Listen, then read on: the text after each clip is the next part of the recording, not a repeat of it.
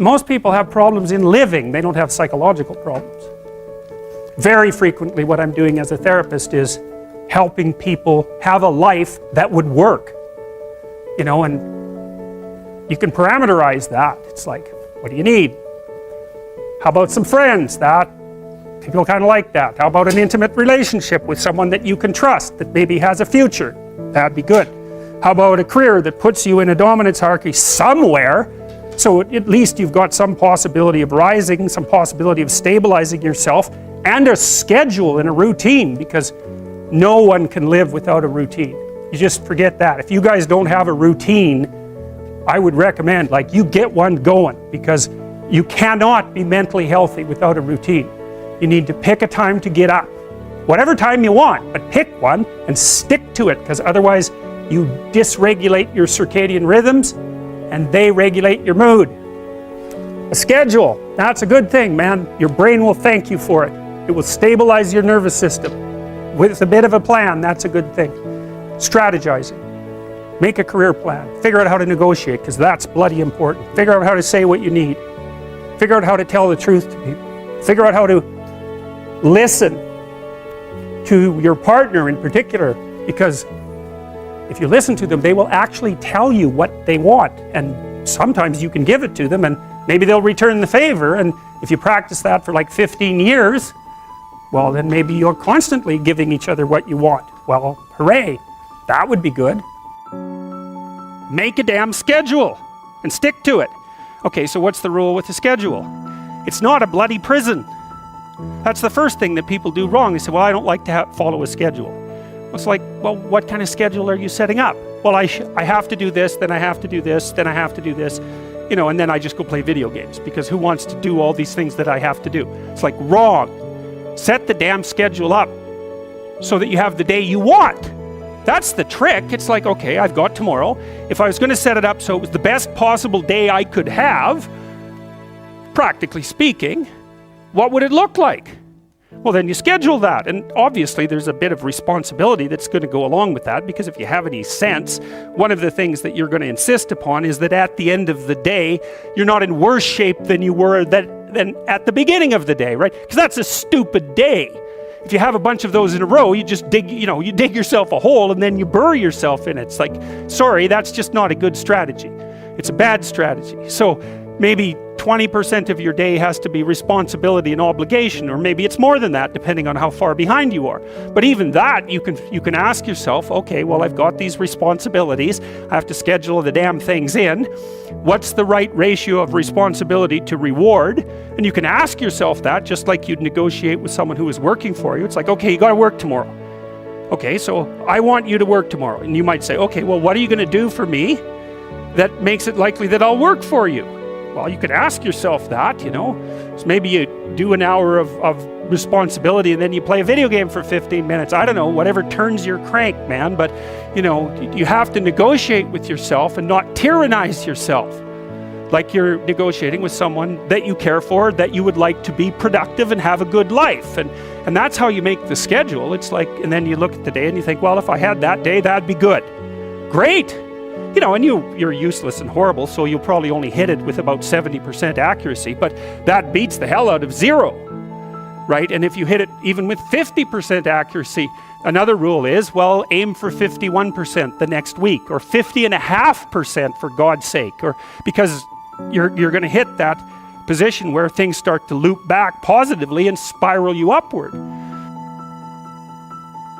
Plan a life you'd like to have. And you do that partly by referring to social norms. That's more or less rescuing your father from the belly of the whale. But the other way you do that is by having a little conversation with yourself about, as if you don't really know who you are, because you know what you're like. You won't do what you're told. You won't do what you tell yourself to do. You must have noticed that. It's like you're a bad employee and a worse boss. And both of those work, you know, for you. You don't know what you want to do, and then when you tell yourself what to do, you don't do it anyways. You should fire yourself and find someone else to be. But you know, my point is that you have to understand that you're not your own servant, so to speak. You're someone that you have to negotiate with, and you're someone that you want to present the opportunity of having a good life to. And that's hard for people because they don't like themselves very much. So, you know, they're always like cracking the whip and then procrastinating and cracking the whip and then procrastinating. And it's like, God, it's so boring and such a pathetic way of spending your time. And you know what that's like, because you probably waste like 6 hours a day. And I think we did an economic calculation about that a while back, right? Your time's probably worth $50 an hour, something like that. I mean, you're not getting paid that now, but you're young. And so this is investment time. And what you do now is going to multiply its effects in the future. So let's say it's $50 an hour, which is perfectly reasonable. So if you waste 6 hours a day, and you are, then you're wasting about $2,000 a week, or about $100,000 a year. So like, go ahead, but that's what it's costing you every hour. And you need to know what your damn time is worth. So let's say it's not $50, it's 30, whatever. Maybe it's 100, it's somewhere in that range. One of the things you should be asking yourself is, when you spend an hour, was that, well, would have I paid someone $50 to have had that hour? And if the answer is no, it's like, well, maybe you should do something else with your time. And it depends on whether or not you think that your time's worthwhile. But the funny thing about not assuming that is, if you assume your time isn't worthwhile, what happens is you don't just sit around sort of randomly in a state of responsibility-less bliss. What you do is you suffer existentially. And so that seems like a stupid solution. Or how starting to clean up the room changed their life. That's quite fun, because it's something I always tell people to do instead of going out and protesting. Jesus, I just can't stand that. Cleaning up the room? Yeah. Meaning? Well, my sense is that if you want to change the world, you start from yourself and work outward, because you build your competence that way.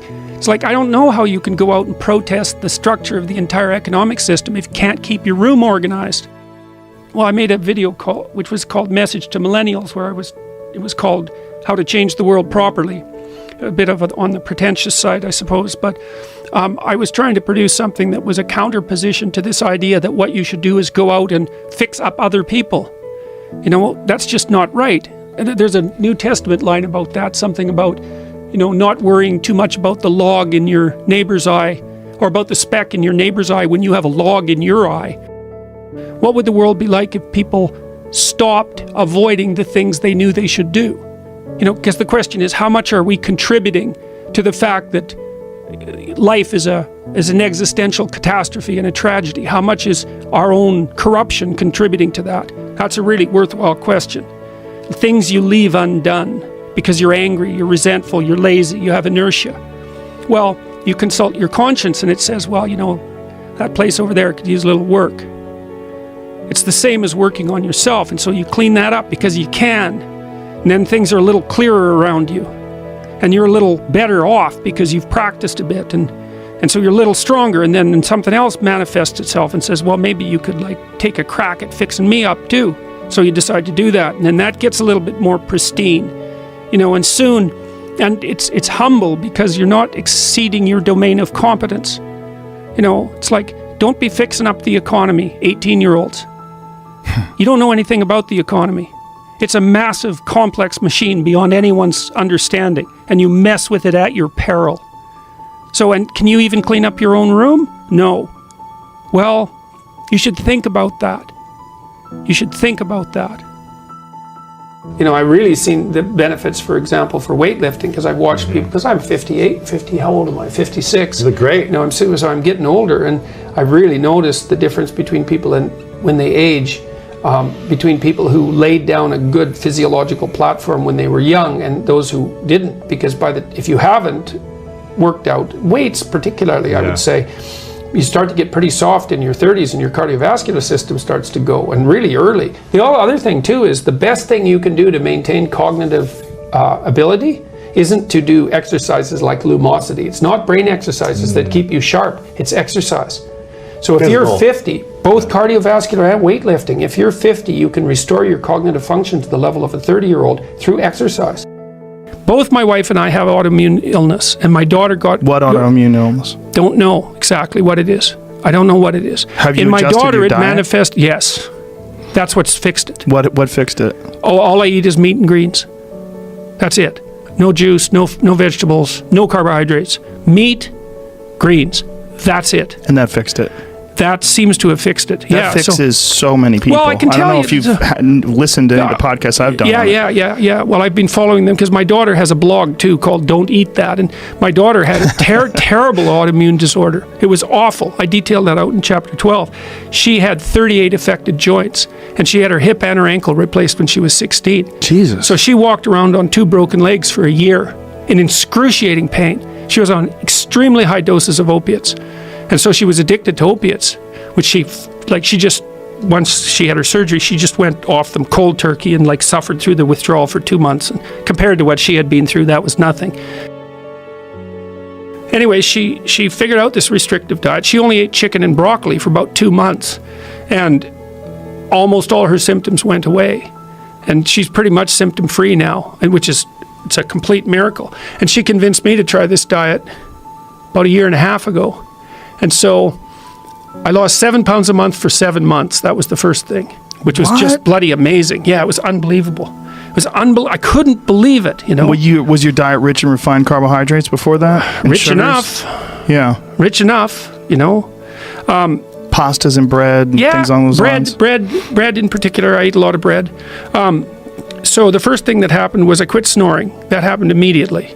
Took 1 week, and I was snoring quite badly. So that disappeared in a week.